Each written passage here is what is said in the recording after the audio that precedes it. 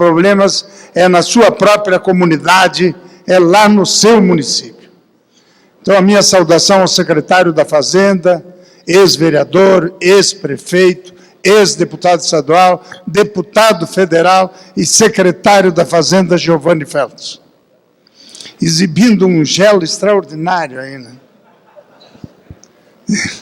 Mauro Pereira, meu amigo Mauro, vereador e hoje deputado federal. Ele, quando fui prefeito, foi o meu secretário de obras e um trabalhador incansável. E ao saudá-los, eu quero também fazer uma saudação a todos que fazem e militam politicamente. Meu caro Mocelin, chefe de gabinete, que está aqui comigo, até hoje eu brinquei com ele, Giovanni, disse o seguinte, eu sou um cara que eu acho que eu tenho que ser eu o precursor, porque em vez do chefe de gabinete fazer precursoria, ele veio depois de mim. É uma coisa tão diferente, né, tão nova, mas em todos os casos estamos aí. A todos os vice-presidentes da União dos Vereadores do Brasil, todos os secretários nacionais da UVB, todos os diretores, os membros dos conselhos e, enfim, todos os vereadores do Brasil. Minha saudação toda especial. Eu gostaria de dizer para vocês todos, eu tive a alegria, como o Giovanni Feltz já falou aqui, de ser vereador durante 6 anos. Casualmente, virei vereador no dia que eu casei. Então, já vão chegar agora a 40 anos. 40 anos de vida pública. Procurei sempre fazer a vida pública com muita sensibilidade, mas também com muita simplicidade e com muita humildade. E a primeira manifestação que eu gostaria de dizer, porque o mundo político dos municípios está hoje aqui reunido, de todos os estados brasileiros, gente, o que nós temos que fazer é preservar a boa política. Nós temos que ter coragem de assumir e não ter vergonha de fazer política. As coisas no mundo, no país, nos estados e nos municípios, não mudam se nós não fizermos política. E o que a população deseja, na verdade, é sempre uma forma nova de governar, mas também um novo jeito de fazer política. Com respeito, com a diversidade que é necessária, com postura, com posição e, com certeza, também, o sistema político que nós temos hoje no país requer uma posição diferenciada que deseja de todos nós programas efetivos, orientação política, porque não acredito que tenha tanta ideologia para tanto partido político no nosso país. Respeito a todos, eu acho que todos têm o seu papel, mas vai chegar uma hora que nós temos que ter isso. Gostaria de dizer que, com certeza, estará aqui, pelo que eu sei, à tarde, o ex-governador Rigoto, também do Rio Grande do Sul, ex-governador do Paraná, Álvaro Dias, e tantas outras autoridades que, com certeza, saberão falar melhor sobre o Pacto Federativo do que eu. Mas vou tentar dizer algumas coisas que eu sinto, que eu vejo e que acompanho no dia a dia. Nós vivemos uma época muito difícil, de muitas intempéries, e não apenas climáticas ou sazonais, onde, na verdade, as dificuldades batem a porta de todo mundo, sem distinção, na União, nos estados e nos municípios. Vocês sabem que, às vezes, tem os repasses de recursos, às vezes eles não chegam, e todo mundo sabe que lá no município, no estado, na própria União, a arrecadação é decrescente. Nós vivemos um tempo em que a instabilidade econômica, o desaquecimento econômico está, evidentemente, criando muitas dificuldades para quem está lá na base, que é no município que sente mais duramente. Então, a crise que nós vivemos hoje, ela reflete também uma outra questão, que os recursos são inversamente proporcionais àquelas obrigações que foram assumidas. Às vezes você assume as obrigações, mas você não tem o recurso correspondente. Vamos colocar a saúde para lá, vamos colocar a educação lá, vamos colocar isso, vamos colocar aquilo, depois chega na hora, você não tem o recurso que é necessário, porque os repasses não vêm na mesma direção. Então, mudar este cenário é uma questão de urgência e requer de todos nós muita união, muito envolvimento, muita articulação e também uma determinação de conquistarmos uma nova realidade de relacionamento entre todos os entes federados. Eu tive uma oportunidade. Durante 21 dias eu ganhei uma bolsa em Berlim para estudar o federalismo alemão. E devo dizer para vocês todos, lá o município vale. Lá o município existe. Lá a maior parte dos recursos ficam no município. Lá existe a descentralização. Lá existe aquilo que nós chamamos da construção efetiva do recurso permanecer no local para ele poder fazer a vida de cada comunidade, de cada lugar. E a Alemanha, se não me falha a memória, deve ter seguramente em torno de 10 mil municípios. Em torno disso, ou para mais. E tem, inclusive, uma organização regional muito forte entre todos os municípios, inclusive com Câmara de Vereadores regional. E que quem administra é escolhido um técnico entre todas as prefeituras e administra aquela que é chamada, considerada, eles chamam lá de Kreis, e que é a organização que eles têm, organização regional para planejamento entre todos os municípios, que para nós começamos alguma coisa no nosso país, mas ainda é muito incipiente, muito pequena. Mas o que eu queria destacar era isso, que no federalismo alemão o município tem valor e tem importância. Então nós precisamos ter uma consciência nova, só vamos mudar essa situação se as regras da distribuição do bolo tributário forem alteradas. Do jeito que está esta concentração, nós não vamos avançar. É preciso, sim, reduzir o centralismo e aumentar o protagonismo dos estados e dos municípios. O atual modelo não pode continuar. As necessidades são outras, os tempos são outros, a vida real, a vida verdadeira acontece nas cidades. A vida real acontece lá, seja na vida urbana ou seja no interior. E eu vou falar um pouco aqui de como as coisas ocorrem. Hoje, a dívida, feita em parâmetros que não foram atualizados ao longo do tempo, penaliza a capacidade de investimento e agrava o quadro de déficit fiscal. O Giovanni Feltes já colocou aqui, o Estado do Rio Grande do Sul, quando pactuou a sua dívida em 1998, foi na ordem de 9,2 bilhões de reais. Recebeu um bônus e que ficou em torno de 8 bilhões de reais, para ser bem verdadeiro. Já pagou 24,8 bilhões e hoje, segundo dados da própria União e nosso também, que nós concordamos, nós achamos que até um pouco mais, dependendo das condições como é avaliada, devemos em torno de 51,6 bilhões. Para quem devia 8, pagou quase 25 e deve ainda 51 bilhões, alguma coisa está errada nesse processo. Alguma coisa está equivocada.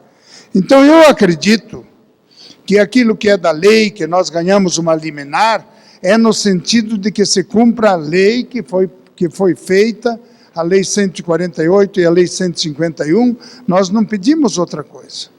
Eu acho que também eu já afirmei, achei que até alguns acharam muito pesado, eu não acredito que o Estado ou que a União consiga fazer o equilíbrio financeiro com estados falidos. Se não fortalecer os estados, não haverá economia andando. Não será apenas o ajuste fiscal no Brasil, não será apenas todas essas atividades que nós procuramos fazer nos estados, que os municípios também fazem, se nós não fizermos movimentação da economia. E se os estados não puderem investir, não haverá mudança nesse processo.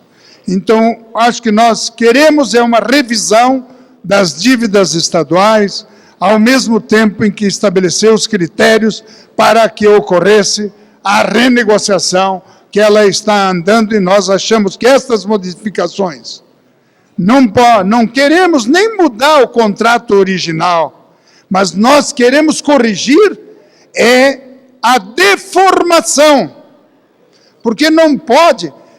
Vocês se lembram do antigo BNH? Se teve alguém que teve alguma relação com o BNH, você sabe que você ia pagando a prestação, pagava, e no fim a sua dívida era extraordinariamente grande, que ao fim e ao cabo de tudo, acabou eliminando toda essa possibilidade.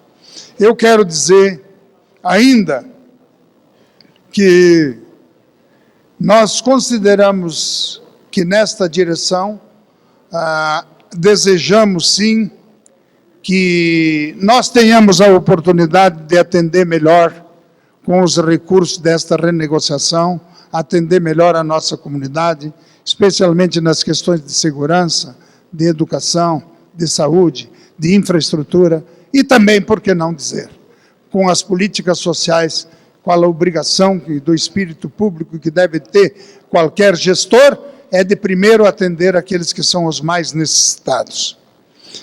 Bem, acredito que a busca dos estados, não apenas do Rio Grande do Sul, mas de tantos outros, é uma modificação dos parâmetros da cobrança das dívidas estaduais, que não deve nunca diminuir as divergências de ordem financeira. A questão, acima de tudo, é social. Não se conserta o país com estados e com municípios em dificuldade. Se o município está em dificuldade, os municípios estão em dificuldade, os estados estão em dificuldade, com certeza isto não vai ajudar a consertar a vida econômica, social, política do nosso país. Eu quero dizer que espero que a União e o governo federal compreendam que as consequências são muito graves e para nós dos gaúchos é mais difícil de todos os estados, porque ao longo do tempo o estado do Rio Grande do Sul, também vou colocar nossas debilidades, em 44 anos, o estado do Rio Grande do Sul teve apenas 7 anos que a receita foi maior que a despesa. Portanto, 37 anos a despesa foi superior à receita. Nós temos hoje uma folha de pagamento que 55% é de inativos. Se algum dos senhores tiver alguma ideia ou alguma forma de colocar isso, de resolver isso, nós aceitamos a sugestão de bom grado, mas ninguém às vezes quer mudar. Nós estamos tomando atitudes, criamos a Previdência Complementar, que a Assembleia Legislativa aprovou, criamos a Lei de Responsabilidade Fiscal Estadual, para que não se possa gastar aquilo que não se tem, e que também, daqui para frente, nenhum governante no Rio Grande do Sul poderá comprometer o próximo governo, seja com ajustes ou com outras questões. E devo dizer que sobre essa questão do federalismo, que foi abordada aqui para ter mais autonomia para os estados e para os municípios, bem verdade que os municípios pela legislação, foram incorporados mais recentemente. Mas a primeira Constituição republicana, no começo da nossa República, após a proclamação, ou a Constituição de 1889, ou de 91, melhor dizendo, de 91, ela dava uma autonomia que foi considerada exagerada para os estados. E aí veio a República Velha e tirou toda a capacidade que os estados poderiam ter de autonomia.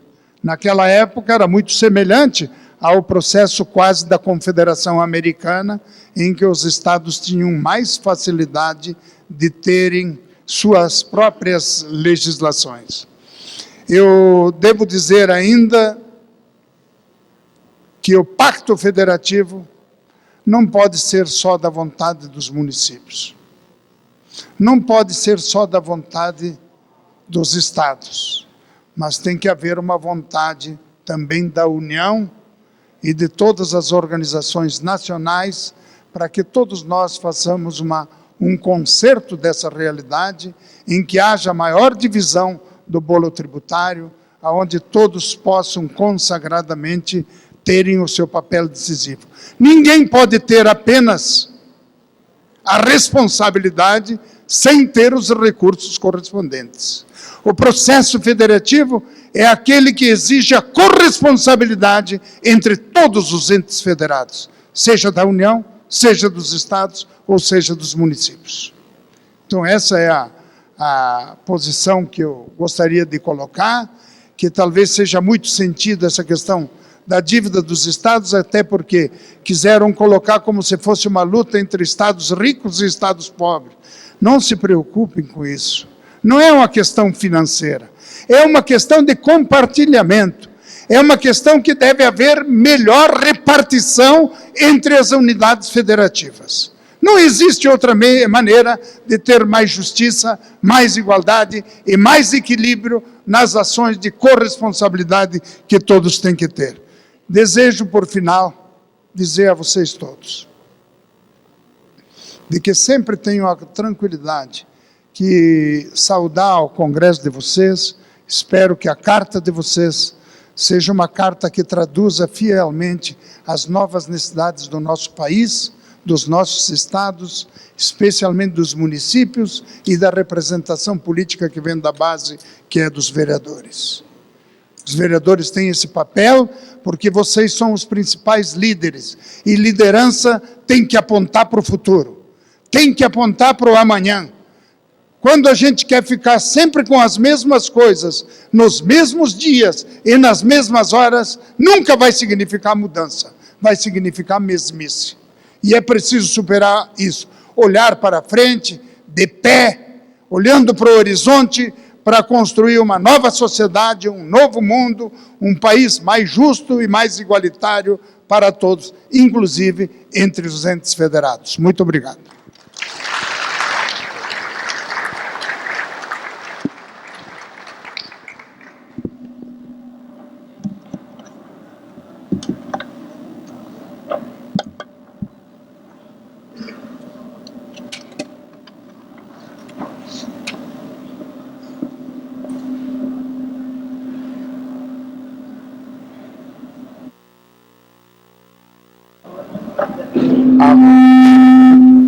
Alô, agradecendo ao nosso governador do Rio Grande do Sul, eu quero convidar aqui a vereadora Teotônia Marili, nossa presidente, quero convidar a Vilma, lá do Mato Grosso do Sul, também para se fazer presente, e a Cláudia de Boa Vista do INCA para vir aqui para entregar uma lembrança aos nossos três componentes da mesa aqui.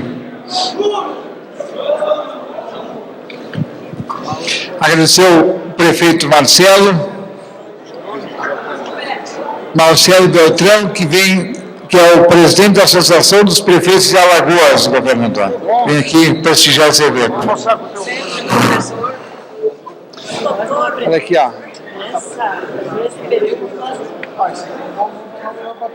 Vai. Cláudia, entrega aqui. Tudo bem. Quero pedir para as Vilma entrega aqui, entrega para o nosso nosso prefeito, Cláudia.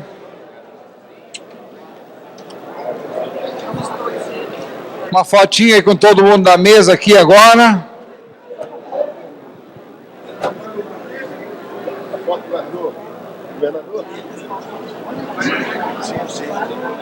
Giovanni, fala.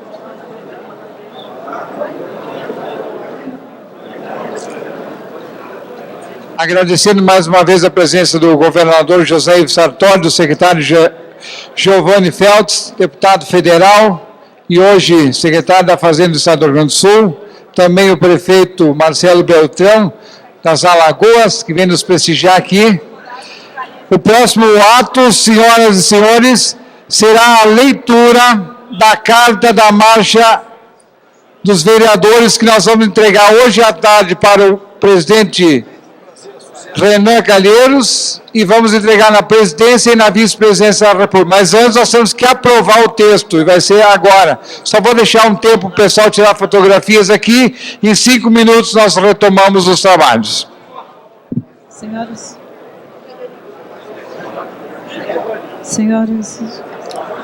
e senhores, solicitamos a gentileza de preencherem a avaliação da palestra do Adriano Mazarino e, por gentileza, as entreguem às nossas recepcionistas. Muito obrigada. Aqui não tem retorno, por isso não sabe.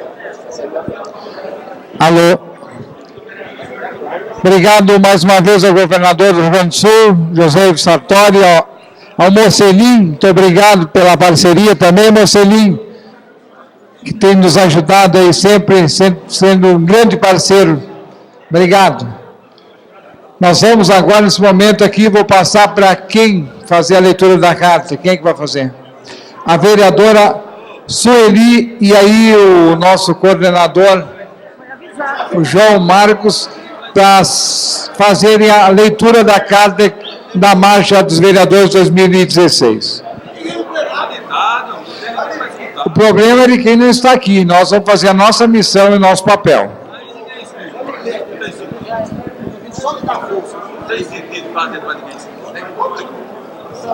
Houve o anúncio de que a leitura dessa carta seria feita e, como nós estamos no Estado Democrático, aqueles que se retiraram, essa carta vai ser lida, posteriormente podemos se decidir sobre a aprovação dela, ou agora ainda pela manhã, ou com o quórum total do plenário. Vamos fazer pelo menos a leitura e, posteriormente, a questão da aprovação ou não, nós colocamos em debate por esse grupo do plenário que está aqui. Se aprova ou deixa a aprovação para a parte da tarde. Vamos fazer?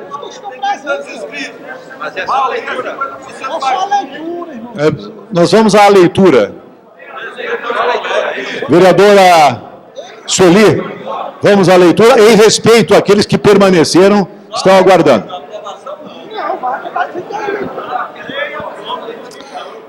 Carta dos vereadores e vereadoras do Brasil em defesa da ética, pacto federativo e do municipalismo. Somos limpos e transparentes. Sendo assim, nós, vereadores e vereadoras, reunidos na 14ª Marcha dos Vereadores em Brasília, de 26 a 29 de abril de 2016, realizada pela União dos Vereadores do Brasil, representando mais de 57 mil vereadores de todo o país, apresentamos a Vossa Excelência as seguintes sugestões para garantirmos um Brasil melhor. Número 1. Redução de gastos com a máquina administrativa, diminuindo-se o número de ministérios, cargos e investimentos desnecessários, principalmente com gastos excessivos no custeio dos 3 poderes e demais órgãos, focando mais na eficiência do serviço público, destinando-se mais recursos para os municípios. 2. Fim do foro privilegiado nos casos de corrupção. 3. Cumprimento na integralidade da lei da ficha limpa. 4. Urgência na implantação ao novo Pacto Federativo, garantindo assim maior autonomia aos municípios. 5. Defendemos que os municípios tenham ao menos uma unidade de hospital de pequeno porte, as HPP, mantido exclusivamente pelo governo federal. Uma das realidades de todos os municípios é que o governo federal investe em construção de prédios e materiais para a área da saúde, como UPAs, SAMU, etc. Porém, não há condições de os municípios manterem tal estrutura. Sendo assim, requer-se que a União possa destinar mais recursos para a manutenção de todos estes setores, desonerando assim a administração municipal, que pena para conseguir manter em funcionamento o atendimento adequado à saúde do cidadão contribuinte. Que haja custeio e maiores investimentos federais na alta e média complexidade nos hospitais da rede pública e filantrópicos. Número 6, criação de uma comissão do Congresso Nacional para tratar de uma política nacional de exploração e preservação de recursos hídricos, florestais e principalmente a questão dos resíduos sólidos. Número 7, que as obras públicas sejam construídas com maior rapidez, qualidade, eficiência e fiscalização para a correta aplicação dos recursos públicos, assim como o serviço público seja prestado igualmente com maior eficiência e qualidade. 8, que sejam aplicados maiores recursos em educação, principalmente no repasse aos municípios via Fundeb, dando melhor autonomia aos mesmos, desde a educação básica até custeio para auxílio no ensino e qualificação universitária. Número 9, a regulamentação com urgência da Lei número 13.269 de 2016, sobre o tratamento contra o câncer pela aplicação da fosfoetanolamina, pois quem tem câncer tem pressa. Que sejam realizados com urgência e total transparência os testes necessários para a liberação pela Anvisa, salvando assim inúmeras vidas. Número 10, que seja efetuada de forma correta e justa a distribuição dos recursos oriundos da tributação do ICMS pela produção e fornecimento de energia elétrica. Número 11, maiores investimentos na área de habitação e infraestrutura, garantindo-se o direito constitucional de moradia a todo cidadão.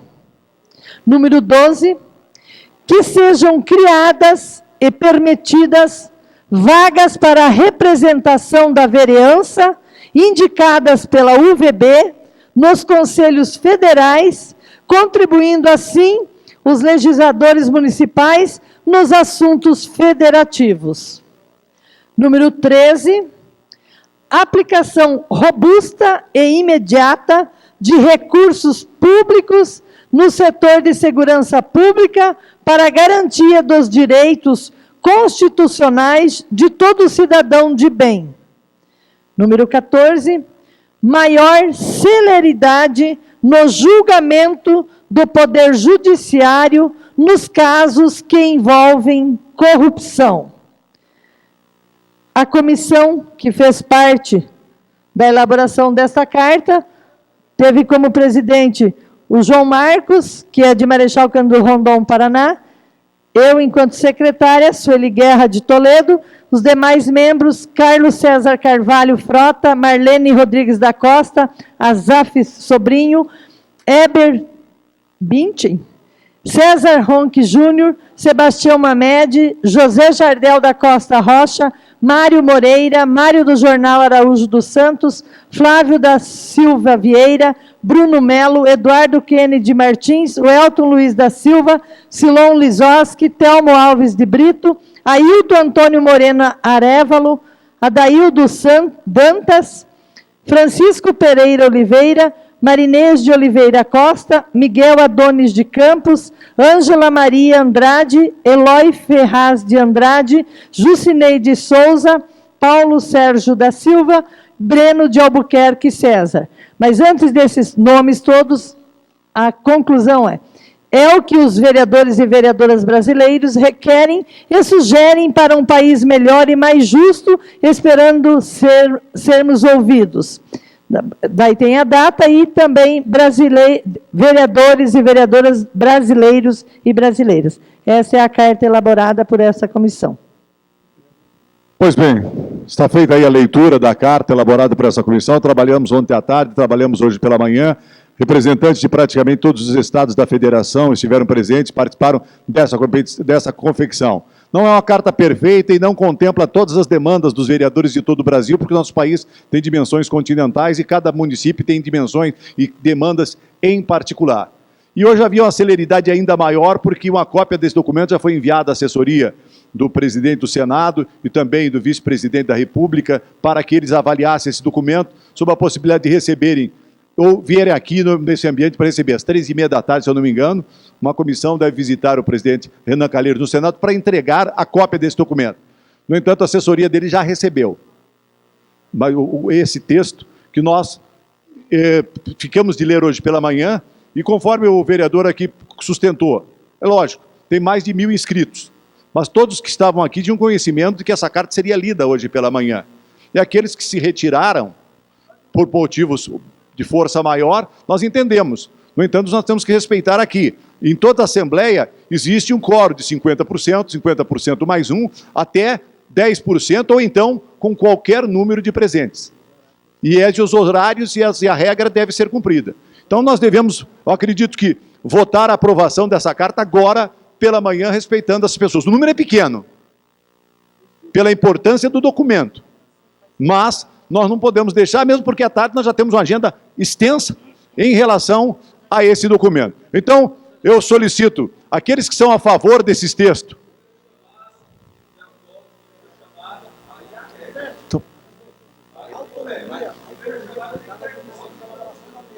Exatamente, autonomia. Agora, nós vamos colocar em votação e, posteriormente, vereador, se houver qualquer questionamento, o senhor requer a direção e a organização do evento.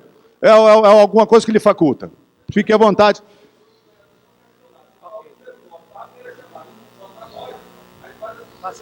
Então, primeira chamada com 50% mais um dos presentes. Segunda chamada com até 10% dos presentes. E terceira chamada com qualquer número de presentes. É a situação que nós vivemos. Favoráveis ao documento, da forma como foi redigido, permaneçam como estão. Os contrários que se manifestem. Não, os contrários que se manifestem. Aprovado com 2 votos favoráveis ao documento. Então, aprovado pela unanimidade dos presentes. Muito obrigado, bom dia, bom almoço a todos os senhores. Aprovada a carta. Parabéns pela condição, João. Parabéns a Sueli. Não, só foi... Foi só uma minuta. Foi só uma minuta para que tivesse... Olha, a assessoria das autoridades, eles requerem, antes de receber o documento, que eles avaliem, pelo menos, nós mandamos uma minuta e, posteriormente, nós concluímos. E haveria... A plenária tem autonomia para promover qualquer tipo de alteração que podem ser promovidas ainda nesse documento, que vai ser postado no site da UVB para análise de cada vereador. Nós sugerimos, inclusive, que cada Câmara de Vereadores aprove uma moção de apoio a esta carta e divulgue na imprensa de seus municípios. Porque mais do que entregar para o presidente da República, o importante é que o trabalho do vereador ele tenha repercussão no município que vai impactar a tua presença aqui em Brasília. Portanto, nós pedimos uma moção da Câmara, a divulgação dessa carta que foi emitida. Tá certo, não é perfeita, senhores, mas com o melhor que nós podemos produzir nesse exíguo espaço de tempo. Obrigado. No site da UVB vai haver disponibilizada a cópia desse documento. Todos, bom apetite. Eu já coloquei no grupo. No grupo já está postado. A comissão vai estar... Valeu, obrigado.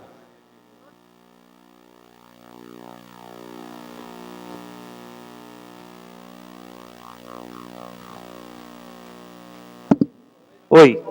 Só avisando, eu vou enviar pela UVB aqueles da marcha e também da UVB geral. Só que depois que tiver realmente aprovado, como já foi aprovado agora, então nós vamos fazer esse envio dessa carta, ok? A secretária já vai mandar para o meu e-mail a carta em si para vocês poderem também divulgar. E lembrando, não sei se o presidente falou, gente, é importante que depois, nos seus municípios, façam a divulgação dessa carta, façam a moção, enfim, no site vai estar também, no site da UVB. Quanto mais divulgarmos, melhor. Obrigada.